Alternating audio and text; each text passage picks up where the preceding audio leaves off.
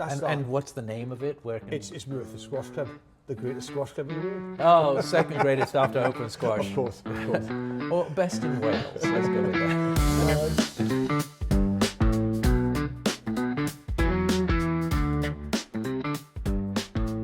Here we are for another Boast About It. I'm here with David Cope, who I'm very excited about because we have one of my favorite coaches here, Kira, and you coached her in Wales. That's right. So you cool. are the reason she plays squash, basically. Yeah, and one of the reasons. Yeah. Kira was 4 or 5 when she started playing. Fantastic player. I wish I played squash when I was 4 or 5. I wish I did as well. It would have been a massive advantage. Yeah. But yeah, she's... Parents out there, if you have a 4 or 5-year-old, they should be playing squash. We do that at the moment in the club. We've got under 5s playing squash. Yeah. And they're doing really well. We have a thing called ball on a string. So we really simplify it so the kids get to hit the ball. And once you see that look on their face, when they hit that sweet spot with the ball, you know they're hooked. And it is a fantastic feeling for the coach and for the kid. But David, let's start at the beginning with you, because you were never a pro player. No, far from it. But you're a coach. I'm a coach, yeah. So how did you get into squash? Why didn't you go pro? When did you start playing? Right. Tell us about that story. Why I didn't go pro, that's a tough one. But let's start off with how you got into squash. How I got into squash. As an apprentice engineer, and I was asked to go and play squash one Friday afternoon. I started from there. How old were you? 18, 19. Oh, that's why you don't play pro squash. Yeah. It's too late. And I continued to play. My friend didn't. I started playing more people in the club, and it went from strength to strength. Started playing team squash, tournaments, and then we adopted a boy, and he wanted to play. So I used to take him to club. A gentleman called Clive Roberts, brilliant coach, and he brought me on board. So my son was about 5 years of age, and he started playing squash, and that's the start of my coaching. With squash. Do you still have another career as an engineer, or? Yeah, I'm still an engineer. You're still an engineer? I love being an engineer, and tell us about that. What do you do for your? I'm a manufacturing engineer. Yeah. So what sort of things? Anything. So if you look at a process, I look at a process and make that process better.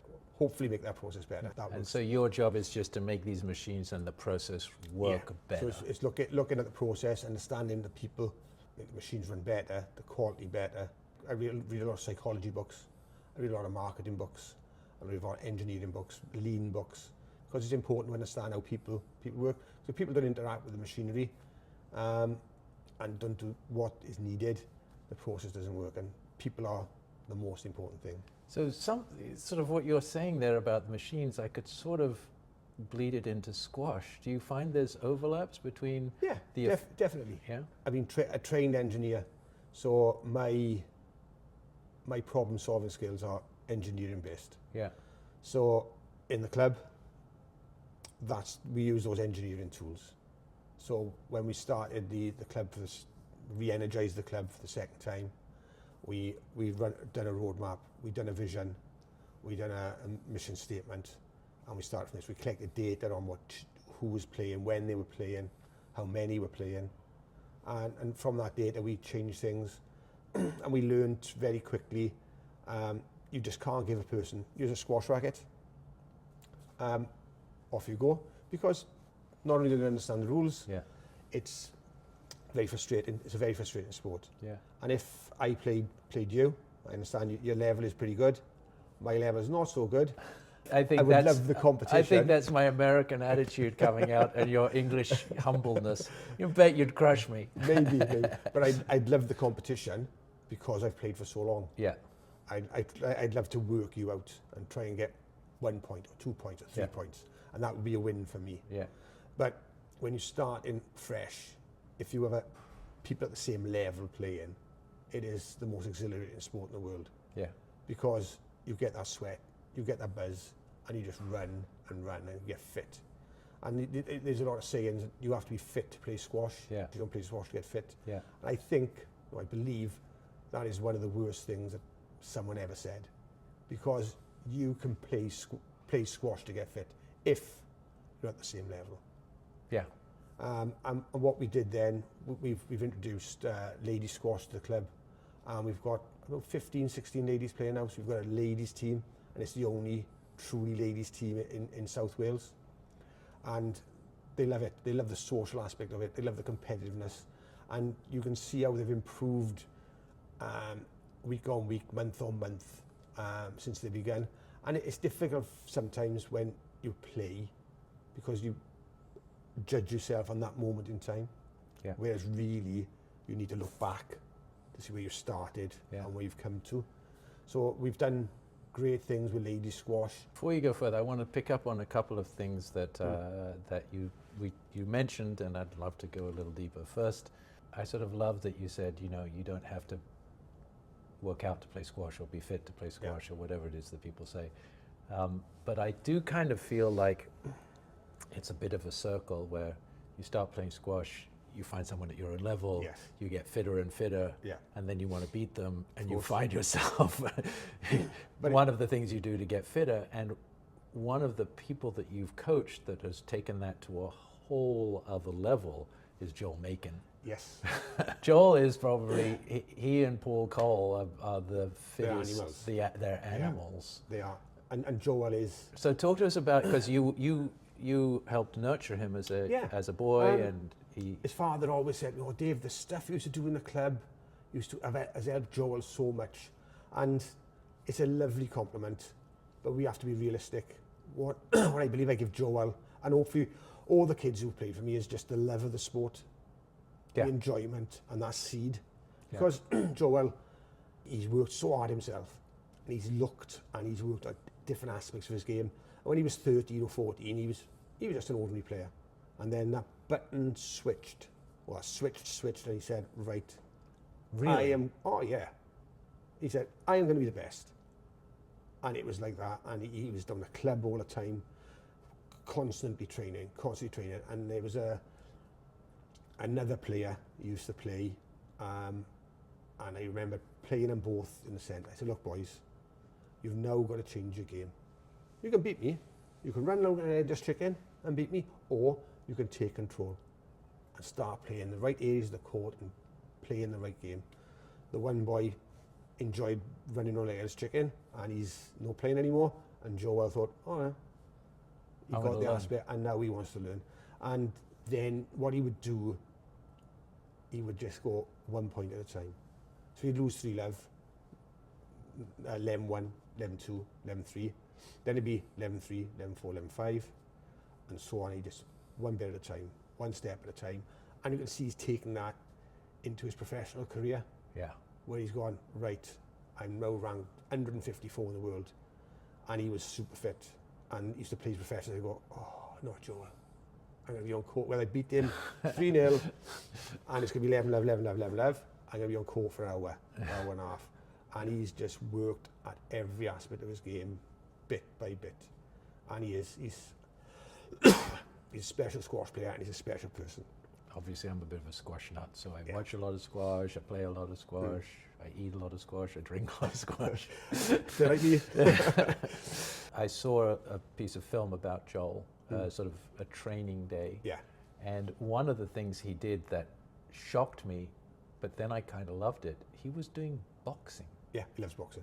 Yeah, and I've kind of always thought that squash has some commonalities with boxing. I got to agree with you. What I found though, because it's about stance. Yeah. It's about swing. Yeah. And I agree with totally. And you're trying to dominate. You know. And you think of how they stand. Yeah. And if you don't stand correctly in squash or any sport, the posture and the balance you have is so important. Yeah. But I agree with totally. Boxing, karate. I've had loads of kids in. I found 1 or 2 kids who've done karate and are good.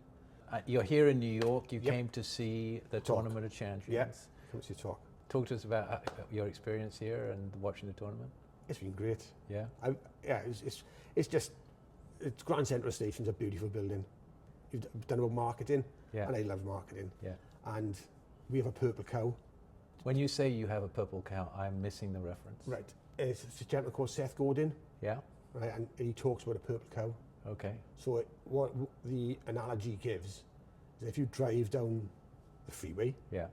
and you see a brown cow, You're brown cow, not it's a paying brown cow. attention. Yeah. All of a sudden, you're down the freeway, see a purple cow, you stop the car. Yeah. Sorry. You stop the car, you say, Yeah. look at that purple cow. Yeah. Yeah. And we've got that purple cow. In squash, Yeah. But we never use it. it's hidden. It's amazing. Today, you can go downstairs and lose to a 12-year-old girl. You know, it's not quite my last tournament. I played in the nationals at the 4.5 level. I was very, very excited because I got to the finals. Yeah. And I beat all of these people getting to the finals. It's the best I've ever done in any tournament. I lost to a 16-year-old girl. Yeah. It's great, but it's frustrating, it's great. Yeah, But it's then- great. But then the next day, you could be a 60-year-old woman Yeah. and lose. Yeah. Or 75, we got a 75-year-old man in the club, John. He's brilliant. Yeah. He's Welsh champion. Yeah. I can't think of a sport where children play adults, men play women, Yeah. girls play boys, and it's all about ability. Yeah. It's not about, oh, you're a boy, you're a girl. We don't compartmentalize Yeah, yeah, anybody yeah, yeah, yeah. until they get to a level. Well, but once you get to an elite level, Yes, there's it's- definitely a difference between the top 10 women and the top 10 men. Definitely. But But get into I like it, to say I've lost to more women Yeah. than anyone. but it gives you respect, Yeah. and I think it gives children a different outlook on life. Yeah. Because, and the way I try to coach the kids, I say, look, the more you put in, the more you get out. Yeah. And we do racing at the end of the sessions, which is about fitness and Sort of court sprints racing. court sprints. Yeah. So what we used to do first of all was just touch every line. Yeah. And it's so mechanical. Yeah. They don't think. And I thought, they're not getting enough out of this. So we did the line game then. So I say, run that line, this line, wall, line, wall, line. So they got to start thinking. Yeah. And it was brilliant because you see the kids making mistakes. But then what I noticed then was children were following other children. So even if they got it wrong, so I thought there's a lesson to be learned there. And I say to them, look, you do the right thing. If you think it's right, you do the right thing. You don't follow the crowd. Yeah. And it seems to work. And they get in that mindset, oh, I know what I'm doing. I don't follow anybody else. This is right, and that's what I'm doing now.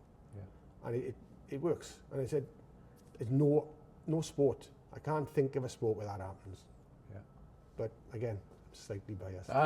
We're all slightly biased. We're all slightly biased. So as we wrap this up, as you think about the future of squash, you know, we're in the Olympics. You've got your club, which has been growing. You've groomed a couple of these players. Kira is playing here. Yes. Joel Makin's he's injured, but he was top 3 or 4. I think he's still top 5. Top 4, I think. Yeah. Definitely top 5. Yeah. Is there anything you think we as squash should do, or do you know, where do you think we're going? Another Seth Godin thing is, we've got to tell a story. Yeah. I don't pick darts in the US at the moment. It's not a big sport in the US.